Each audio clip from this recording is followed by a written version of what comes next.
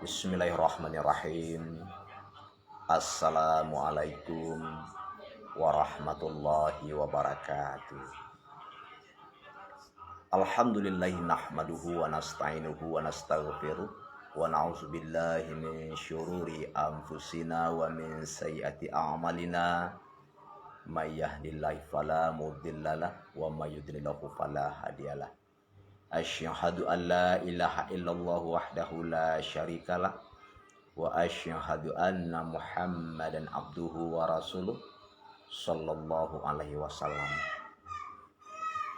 Rabbi syrah li sadri wa yassir li amri wa hlul 'uqdatam min lisani yafqahu qawli. Qala Allah Ta'ala fil Qur'anil Karim, a'udzu billahi minasyaitonir rajim. Bismillahirrahmanirrahim. Ya ayyuhalladzina amanu kutiba alaikumussyam kama kutiba alal ladzina min qablikum la'allakum tattaqun. Shadaqallahul azim. Berselindung diri kita kepada Allah dari godaan syaitan yang terkutuk dengan nama Allah yang Maha Pengasih lagi Maha Penyayang. Wahai orang-orang yang beriman, diwajibkan atasmu berpuasa sebagaimana telah diwajibkan kepada orang-orang sebelum kamu, ya, agar kamu menjadi orang yang bertakwa. Maha benar Allah dengan segala firman-Nya, surat Al-Baqarah ayat 183.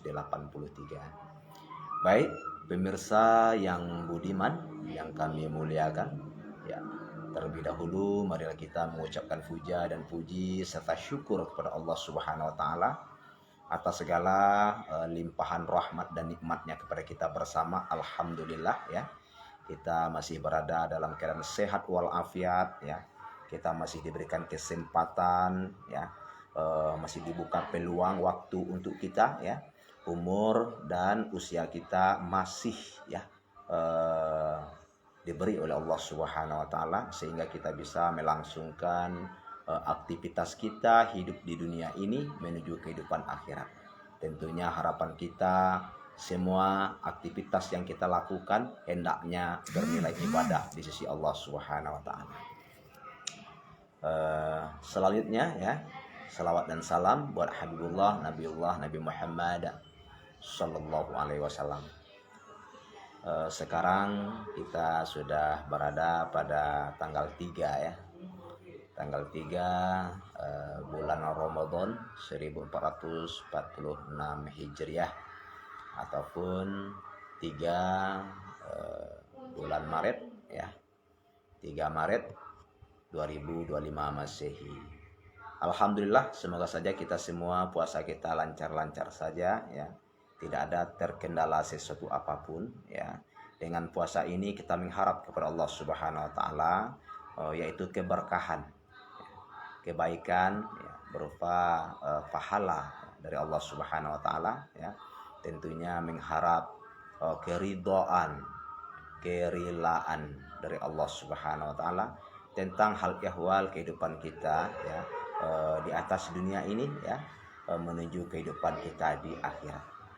Tentunya Ramadan yang kita damba-dambakan, ya, yang kita idam-idamkan, ya, ternyata hari ini 3 hari sampai hari ini insya Allah sampai 29 hari atau 30 hari ke depan, ya, kita selalu hadir dan melaksanakan ibadah, ya, siam, ya, puasa pada siang harinya, dan di malam harinya selalu kita mengerjakan sholat malam, ya, qiyamul lail, yakninya sholat tarawih, ya, sholat tarawih, kemudian ditambah dengan ibadah-ibadah yang lain, ya, ibadah yang lain, ya, berupa bacaan Al-Quran, zikir, dan segala macamnya, ya. Ya, salawat dan salam buat Habibullah Nabi Muhammad sallallahu alaihi wasallam. Allahumma sholli ala Muhammad wa ala ali Muhammad. Baik, pemirsa dimanapun berada, ya, sengaja kami live dari kantor KUA Basa Ampek Balai Tapan, ya. Karena dahulunya kami bekerja di sini sebelum kami dimutasikan ke KUA Ranah Ampek Ulu Tapan. Jadi masih teringat kenangan-kenangan indah sebagai bunga-bunga kehidupan antara kita dengan teman-teman yang berada di sini. Nah, kita ingat kembali. Nah, kembali kepada ayat yang sudah kita bacakan tadi, surat Al-Baqarah ayat 183 ya. Allah menyeru, Allah memanggil, Allah menghimbau orang-orang yang beriman ya untuk melaksanakan puasa ya. Sebagaimana puasa tersebut sudah dilaksanakan atau sudah dititahkan, diperintahkan kepada orang-orang sebelum kita ya.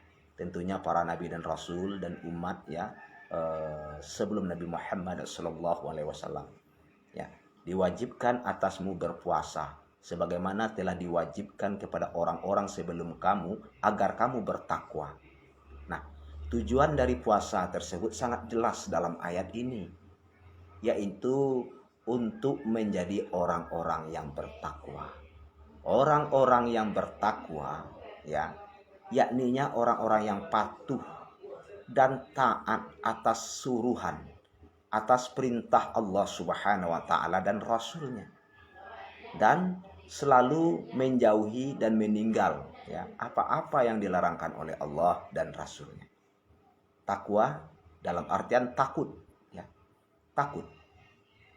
Takut kepada harimau, biasanya larilah kepada tempat yang ramai atau tempat yang ramai. Kalau sekiranya takut kepada pedang, larilah kepada pangkal pedang, kepada hulu pedang ya. Kalau sekiranya takut kepada Allah Subhanahu wa taala ya, jangan kita lari, jangan kita menghindar, jangan kita menjauh, akan tetapi dekati Allah Subhanahu wa taala. Tentu dengan memperbanyakkan amal-amal ibadah kepadanya, selalu kita mengerjakan apa suruhan Allah Subhanahu wa taala dan menghentikan apa larangan-larangan Allah Subhanahu wa taala. Jadi pemirsa yang budiman yang kami hormati, takwa ya.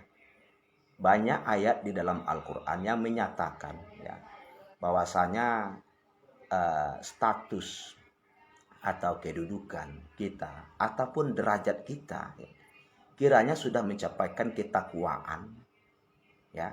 Ini dikatakan sebagai bentuk keberuntungan, keberhasilan dan keberuntungan yang sangat besar sekali. Innalil muttaqina mafaza.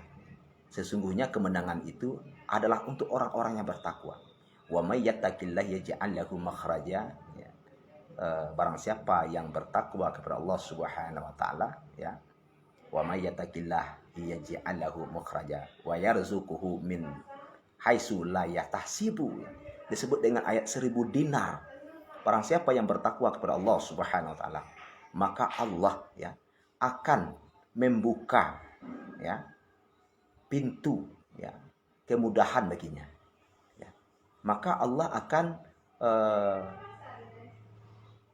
memberikan jalan ya, memberikan kemudahan ya dari sisi-sisi ya kehidupan yang ia alami, dan akan memberikan rezeki-rezeki dari arah yang tidak disangka-sangkanya. Nah, ketakwaan tersebut sangat penting. Ittaqullahi sumakunta, kata Allah Subhanahu wa taala dan Rasulnya. Ya, bertakwalah kamu kepada Allah dimanapun berada. Nah, maka orang-orang yang bertakwa tersebut yang diidam-idamkan, yang digadang-gadangkan sebagai ujung tombak yang tertinggi status, level, derajat ya, orang-orang yang beriman tersebut dalam Islam ya, akan memberikan manfaat-manfaat, akan memberikan kebaikan-kebaikan yang besar dalam kehidupan mereka untuk menuju kebahagiaan hidup di dunia ya. Seterusnya akan menuju kebahagiaan hidup di akhirat kelak ya. Baik pemirsa ya. Takwa ya, terdiri dari huruf ta, qa, wa, ya. Nah, 4 huruf ini mempunyai makna tersendiri yang mencerminkan ya kepribadian ataupun gaya kehidupan orang-orang yang bertakwa itu sendiri. Apa itu ta? Ta itu adalah tawadu. Ya. Tawadu. Orang-orang yang bertakwa tersebut, yang menggelar titel takwa, yang sudah mencapai derajat kehidupannya ya, menjadi orang-orang yang bertakwa, dia bersikap tawadu. Ya. Apa itu tawadu? Tawadu itu adalah rendah hati. Orang-orang yang tawadu, orang-orang yang mempunyai hati yang rendah hati, ya, rendah jiwa, mempunyai hati yang lembut, mempunyai hati yang lunak, tidak berhati keras, dan tidaklah ia bersikap kasar. Tawadu, rendah hati, ya. Dengan hati yang rendah, ya, dia memahami ada yang lebih tinggi kedudukan dari dia. Sehingga hati yang rendah tersebut mau dia ruku, mau dia sujud, apa bacaan dalam ruku dan sujudnya? Subhana rabbiyal azimi wa bihamdi. Subhana rabbiyal azimi wa bihamdi. Ya. Maha suci Tuhanku. Subhana rabbi azim, yang sangat agung, wa bihamdi, ya, maka memuji aku kepadanya. Kemudian ketika dalam sujud pun, ya, dibaca subhana rabbiyal a'la, maha suci Tuhanku, a'la, lagi maha tinggi, a'la, wa bihamdi, ya, dan memujilah aku kepadanya. Jadi orang-orang yang bertakwa mempunyai sifat sikap yang tawadu, ya, mempunyai sikap yang rendah hati, rendah diri, ya. Dia tidak pernah menjadi orang angkuh. Dia tidak pernah menjadi orang yang sombong, ya. Disebabkan oleh dia menyadari diri dia ini. Diri kita ini siapa? Kita adalah abdun. Kita adalah hamba. Hamba tersebut tak ubahnya dengan budak. Budak Allah Subhanahu wa taala. Jadi apapun yang disuruh, apapun yang diperintah oleh Allah Subhanahu wa taala di dalam kehidupan kita ini, karena kita pesuruh Allah, mesti harus kita kerjakan. Tapi apabila tidak kita kerjakan, kita durhakai perintah-perintah Allah dan Rasulnya, suruhan-suruhan Allah dan Rasulnya, berarti ada unsur kesombongan pada diri kita. Ya. Unsur kesombongan. Ya. Kenapa? Karena Allah, Tuhan yang memerintahkan kita. Apabila kita tidak mentaatinya, apabila kita tidak mengerjakannya, berarti level kita lebih tinggi dari Allah Subhanahu wa taala. Tidak mungkin. Ya, tidak mungkin hal itu terjadi. Ya. Nah, kalau hal itu terjadi, ada dua faktor yang menjadi penyebab. Pertama, mungkin ketidakketahuan. Mungkin tidak ada ilmu pada yang bersangkutan, sehingga dia melalaikan, ya, tidak mengindahkan apa yang diperintahkan oleh Allah pada dirinya. Ya. Tidak adanya ilmu, tidak adanya pengetahuan. Mungkin dia orang-orang yang bodoh, orang-orang yang jahil. Yang kedua penyebabnya, mungkin dalam dirinya ada unsur keangkuhan dan kesombongan. Ingat, ya, iblis makhluk yang paling taat kepada Allah Subhanahu wa taala. Ya. Yang paling taat, ya.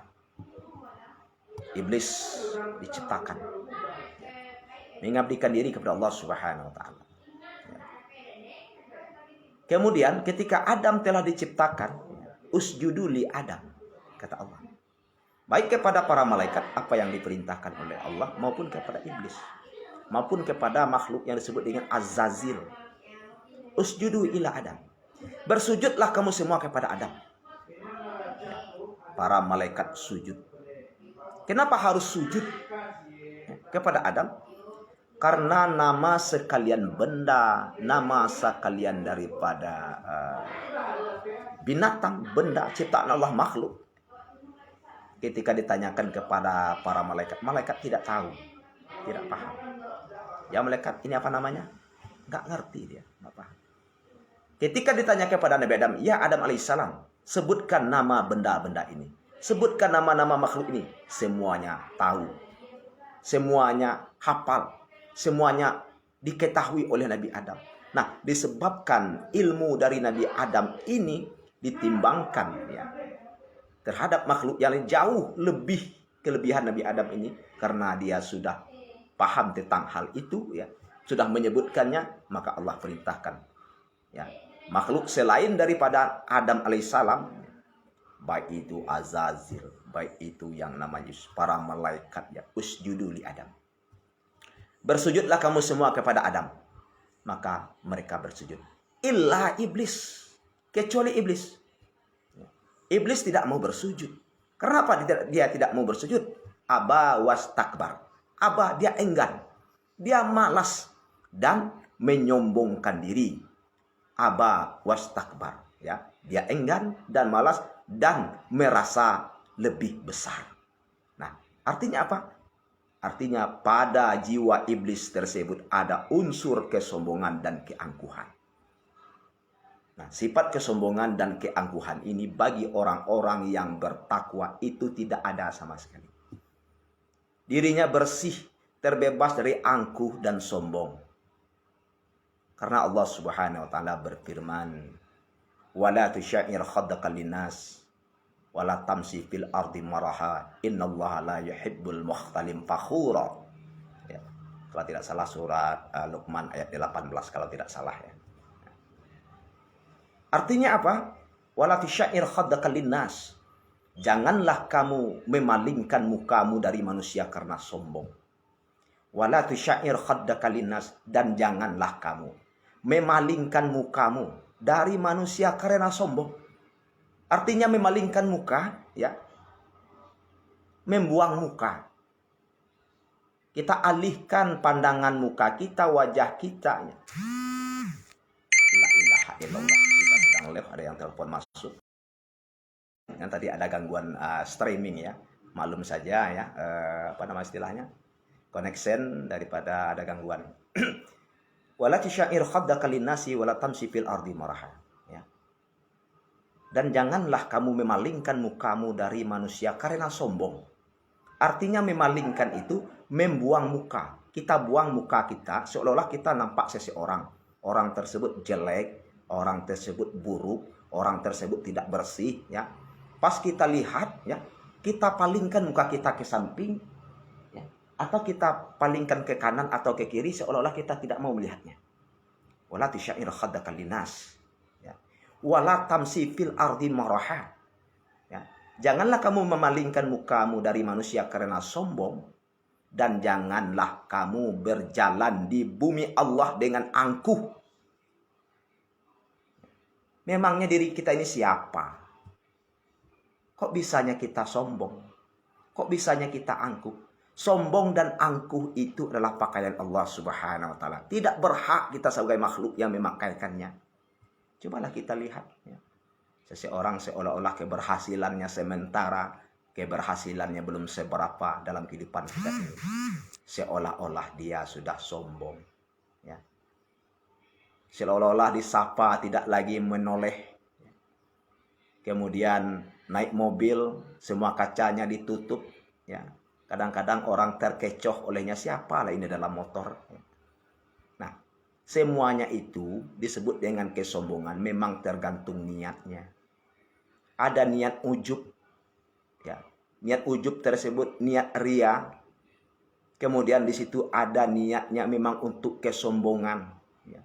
Seolah-olah dirinya yang paling hebat. Seolah-olah di dalam dirinya, dalam hatinya ada tergores rasa yang paling dia yang segala-galanya, seolah-olah dialah yang berkualitas. Bisa jadi disebabkan oleh ilmunya, bisa jadi oleh hartanya, ya, lebih dari orang lain, bisa jadi oleh rupawannya, rupa, ya, oleh kecantikan, ketampanan, kegagahan, dan kemolekan, dan segala macamnya itu.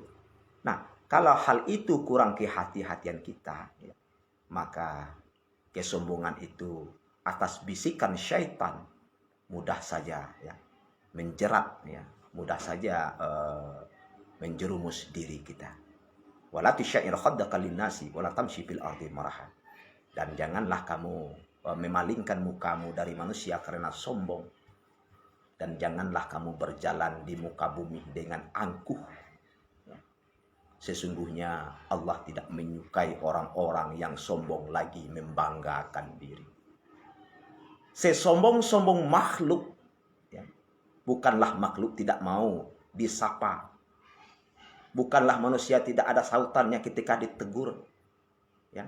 Akan tetapi Sombong yang lebih besar di antara manusia ini adalah sombong kepada Allah Subhanahu wa taala.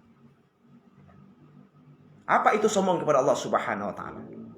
Yaitu tidak maunya seorang makhluk, tidak maunya seorang hamba yang sudah diperintah, yang sudah disuruh oleh Allah untuk bersujud, dan Rasulnya sudah memerintahkan untuk bersujud kepada manusia tersebut.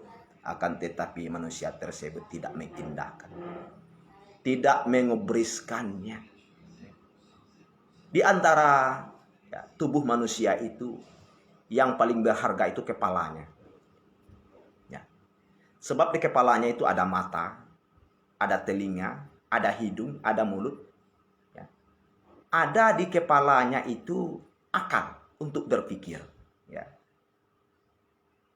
Nah, kepala yang sangat luar biasa ini keistimewaannya setara dengan wahyu. Akal dan wahyu hakikatnya sama. Maka fungsi akal itu untuk memahami wahyu. Fungsi wahyu itu untuk mengendalikan akal berpikir. Jadi ada kesetaraan di dalam proses kehidupan melalui hasil pemikiran akal.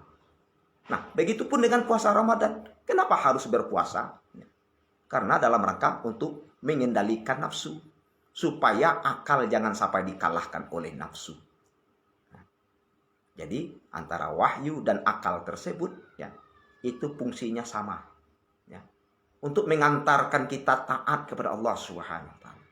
Untuk mengantarkan kita betul-betul menjadi hamba Allah yang sejati, abdun. Abdun. Sebagai pesuruh Allah yang sejati. Nah, makanya akal tersebut terletak di atas kepala yang paling mulia sebagai wahyu, sebagai pemberian Allah yang sangat luar biasa, yang bisa membedakan yang baik dan yang buruk, haram dengan yang halal, hak dan yang batil. Kepada akal diminta untuk bersujud supaya akal tersebut setara, supaya akal tersebut sama posisinya dengan telapak kaki. Itu dilakukan oleh orang-orang yang beriman karena menghindari kesombongan kepada Allah Subhanahu wa taala. Orang-orang yang tidak mau bersujud, yang tidak mau ruku, sesungguhnya hakikatnya inilah orang yang paling sombong di atas dunia. Sujud dan ruku itu terdapatnya dalam sholat. Maka orang yang benar sholatnya itu akan membebaskan dirinya dari kemaksiatan, kemungkaran, perbuatan keji, dan segala macamnya. Uslu ma uhya ilaika minal kitab. Bacalah dengan memahami apa yang sudah diwahyukan Allah kepada Nabi Muhammad, kitab Al-Quran. Aqimis sholah, dirikanlah sholat. Inna sholata tanha anil fahsya'i wal munkar wala zikrullahi akbar. Dirikanlah sholat. Karena sesungguhnya sholat itu pencegah, antisipasi dari melakukan perbuatan keji dan munkar, dan mengingat Allah, mendirikan sholatnya. Wala zikrullahi akbar. Mengingat Allah, mendirikan sholat itu adalah keutamaan yang besar dibandingkan ibadah-ibadah yang lain. Jadi saudara pemirsa dimanapun berada, ini yang pertama, bahwanya sifat sikap orang-orang yang mendapatkan ketakwaan itu dalam dirinya dihiasi dengan sifat tawadu, sifat rendah hati, tidak sombong.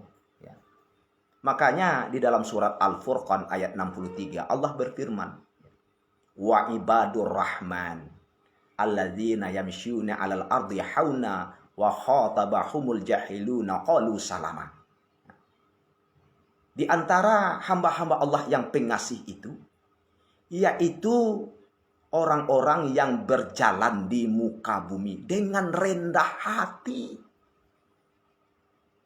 Orang-orang yang berjalan di muka bumi, melangkah dia dengan kakinya, naik sepeda motor dia, naik mobil atau motor, naik kereta api, naik pesawat, naik kapal, itu kan berjalan di muka bumi. Ya. Dengan rendah hati. Wa khataba humul jahilun. Ya. Qalu salama. Ya. Sampai ya, atas sehingga orang-orang yang bodoh sekalipun, orang-orang yang gila sekalipun, menyapa orang tersebut, maka tetap dia balas dengan salam. Tetap ia balas dengan salam. Tetap ia balas dengan kesejahteraan. Tetap ia balas dengan keselamatan. Ya, inilah orang-orang yang tawadu, orang yang rendah hati, berteman dengan siapa saja oke. Boleh-boleh saja. Oh, tidak selalu ia berteman VIP. Orang-orang konglomerat enggak. Sama saja. Ya. Miskin dan kaya sama saja. Ya. Miskin ujian, kekayaan pun ujian. Ya. Salah satu ujian Allah tersebut ya, itu adalah kehidupan. Ya. Allazi khalaqal mauta wal hayata liyabluwakum ayyukum ahsanu amala. Ya. Sengaja Allah ciptakan ya, kehidupan dan kematian, kematian dan kehidupan. Ya. Khalaqal mauta wal hayata liyabluwakum, sebagai ujian untuk kamu.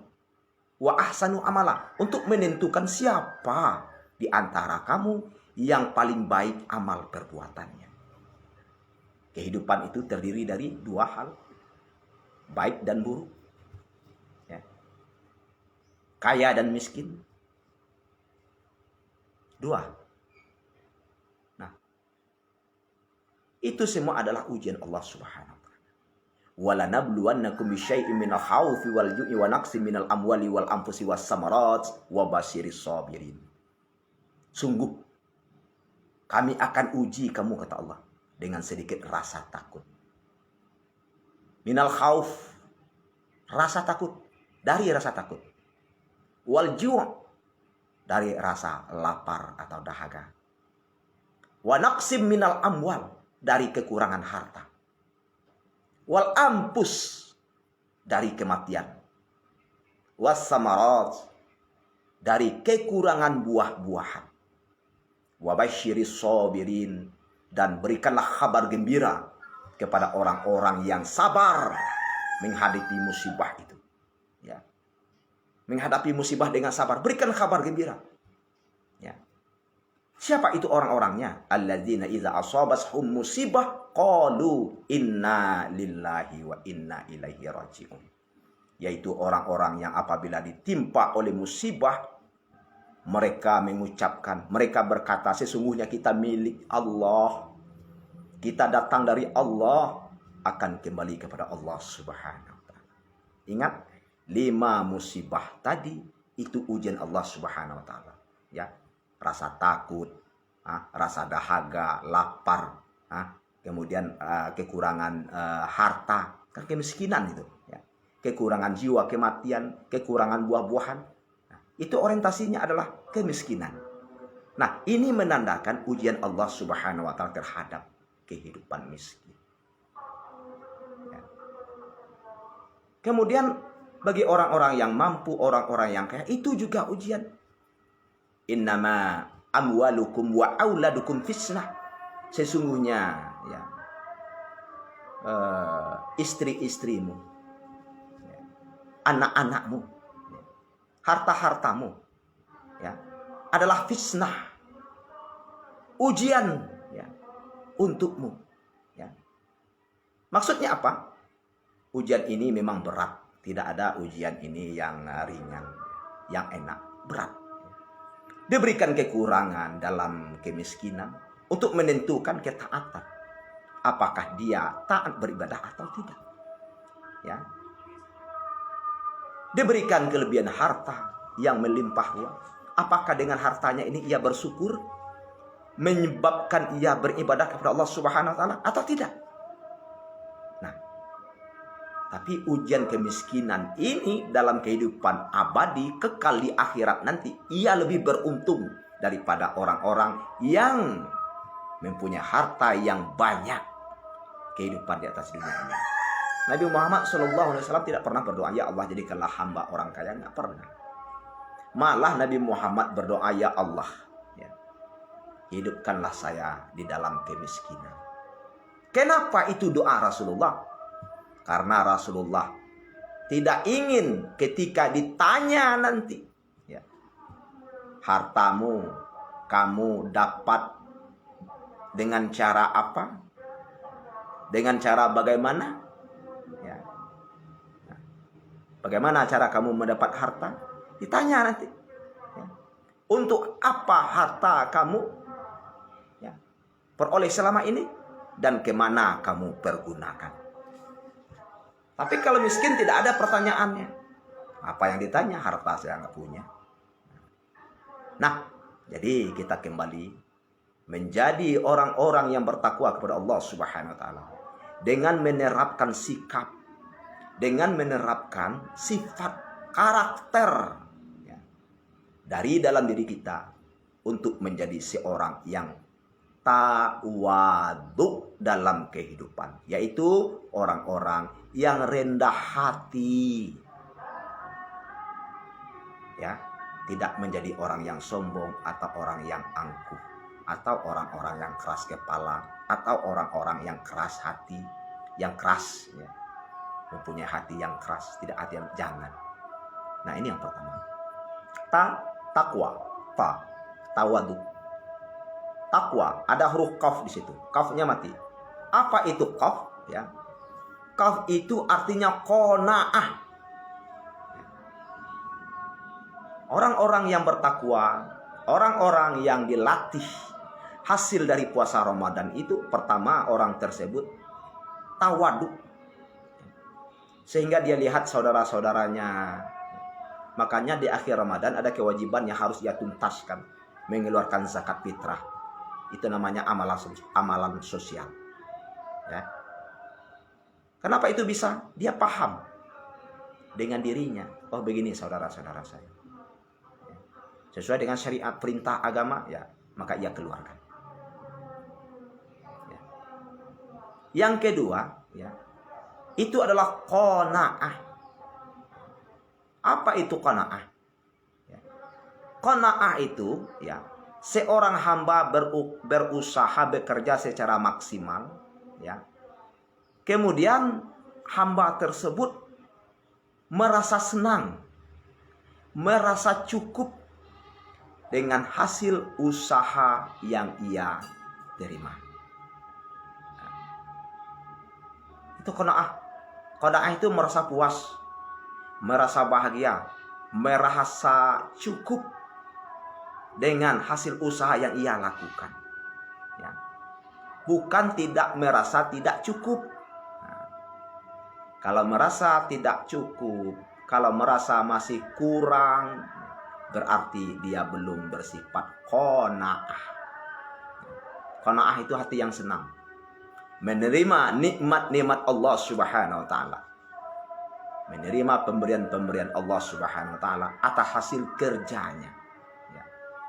Kalau sudah merasa cukup, kalau sudah merasa senang, insya Allah apapun bentuk perintah Allah Subhanahu wa taala atas diri orang yang semacam itu, ia mampu kerjakan. Tapi bagi orang-orang yang tidak pernah merasa cukup dengan nikmat yang diberikan Allah, maka ia sering melalaikan perintah Allah. Maka ia tidak atau lupa melaksanakan apa yang diperintahkan oleh Allah Subhanahu wa taala. Ya. Maka justru dengan itu, saudara-saudara, ya, pemirsa dimanapun berada, mari kita bersifat qanaah. Bersifat qanaah, ya, merasa cukup dengan nikmat yang diberikan Allah Subhanahu wa taala. Bagaimana caranya? Ya. Tentunya ya'mali dunyaka ka'annaka, ya, tamutu abada. Wa'mali akhiratika ka'annaka ta'ishu abada. Bekerjalah kamu untuk kehidupan, kebutuhan duniamu, seolah-olah kamu akan hidup buat selama-lamanya. Tapi ingat, bekerjalah kamu untuk kebutuhan kehidupan negeri akhiratmu, seolah-olah kamu akan mati besok hari. Nah, dua kalimat hadis ini ya berbeda pemahaman. Ya. Untuk mendapatkan kenyamanan, ketenangan, ya, qanaah, ketenangan, kesenangan. Ya. Untuk mendapatkan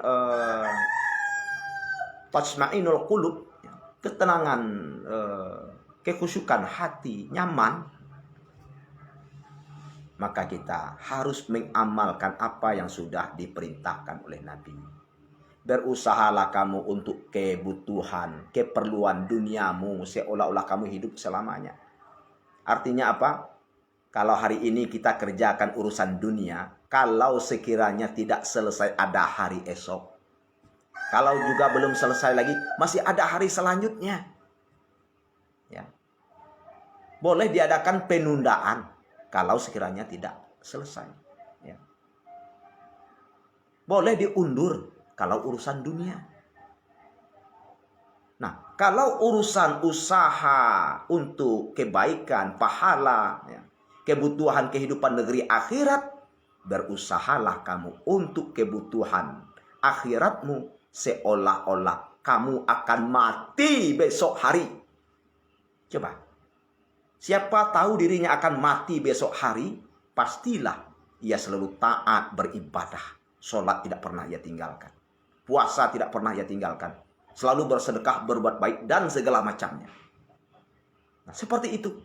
Nah, untuk kebutuhan negeri akhirat tersebut dibandingkan dengan kebutuhan dunia berkenaan dengan amal perbuatan kita, ibadah kita, tidak boleh diadakan penundaan. Apa contoh? Oh, saya tahun ini, saya undurlah dulu berpuasa Ramadan. Tidak bisa.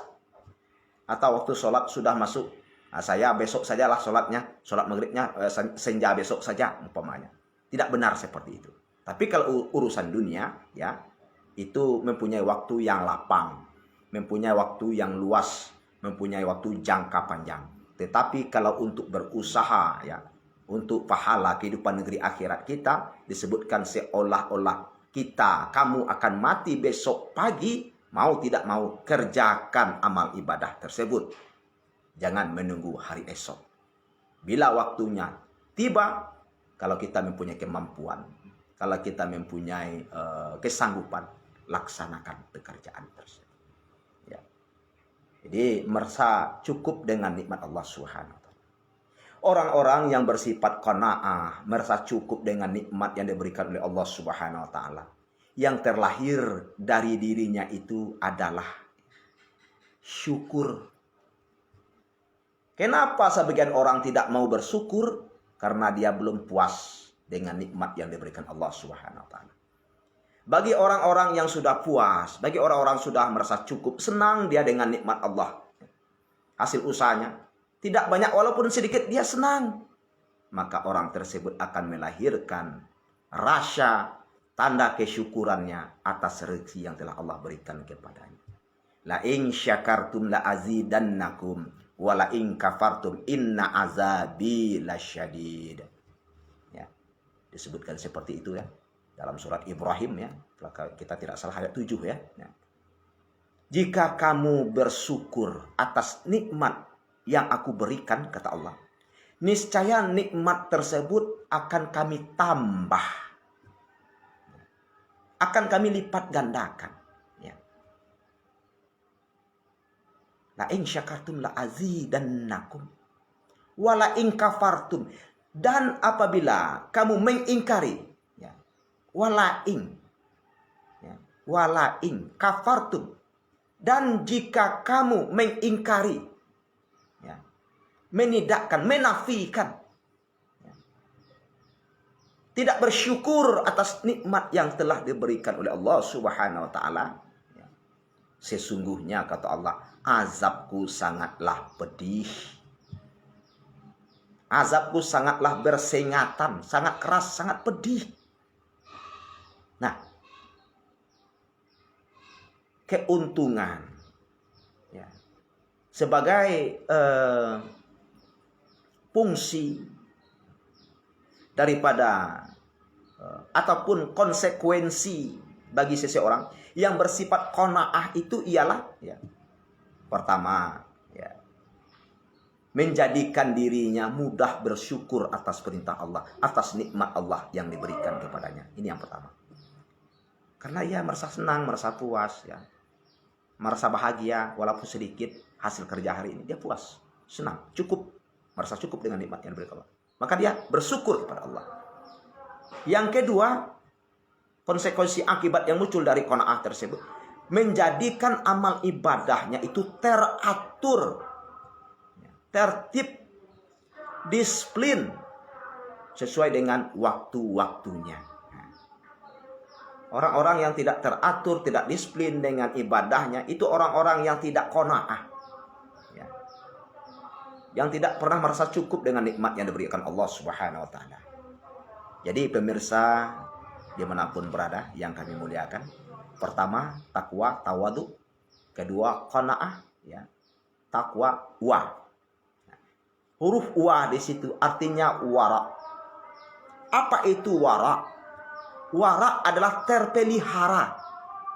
Orang-orang bertakwa itu terpelihara dirinya, jiwanya, dari melakukan perbuatan-perbuatan dosa besar, dari melakukan dosa-dosa kecil.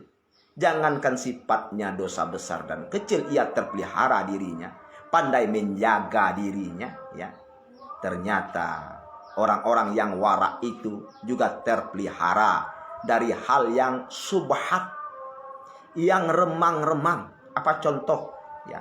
Seperti ia menemukan duit di tengah jalan 100.000. Duit itu sebetulnya menurut hukum Islam diambil itu diadakan pengumuman sampai 3 hari. Kalau setelah 3 hari duit tersebut tidak ada yang mengaku yang punya, maka duit itu, uang itu dikembalikan kepada masjid, Baitullah. Kalau dulu Baitul Mal, masa Nabi, masa sahabat Khulafaur Rasyidin. Kalau sekarang kan tidak ada, dikembalikan kepada masjid. Bukannya dapat uang tersebut, temuan tersebut dia ambil lalu dijadikan untuk pembeli alat-alat yang akan dikonsumsinya atau kebutuhan, tidak. Tetapi apabila dia mengambilkannya itu dijadikannya sebuah pengadaan konsumsi, kebutuhan yang akan ia makan, maka dia tidak bisa memelihara dari yang subhat. Atau mengambil sesuatu yang hukumnya tidak jelas, yang subhat, yang remang-remang. Nah, jadi orang-orang yang mempunyai sifat, karakter wara pada dirinya itu, yaitu orang-orang yang hati-hati dalam kehidupan. Wara, kehati-hatian, kewaspadaannya. Sehingga kehati-hatian dan kewaspadaan itu bisa memelihara dan menjagakan dirinya dari melakukan perbuatan dosa, perbuatan-perbuatan keji, perbuatan-perbuatan maksiat, dan perbuatan-perbuatan yang subhat. Itulah orang-orang yang bertakwa. Tawadu, qanaah, wara. Jadi seperti itu. Qad aflaha man zakkaha wa qad khaba man dassaha. Sungguh beruntung orang-orang yang menjaga atau memelihara kebersihan, kesucian jiwa atau dirinya. Dan sungguh merugilah orang-orang yang mengotorinya. Jadi orang-orang yang wara, sifat wara yang dapat diri, dia tidak mau mengotori dirinya. Kemudian di ujungnya takwa ada huruf ya. Nah, huruf iya itu itu adalah yakin. Yakin. Artinya apa? Orang-orang yang bertakwa tersebut mempunyai sesuatu genggaman, sesuatu tempat bergantung. Memang tidak kelihatan secara realita atau secara empiris. Tetapi ada tempat ia bergantung. Tempat dia menyandarkan kepercayaan. Tempat ia menyandarkan keyakinan. Atau akidahnya. yang disebut dengan keimanan. Yakin. Nah, jadi keyakinan ini ya, berkenaan dengan persoalan kehidupan ya, disandarkan kepada Allah Subhanahu wa taala. Keyakinan itu sangat luar biasa. Memberikan spirit, stimulasi atau dorongan dalam diri kita untuk berbuat.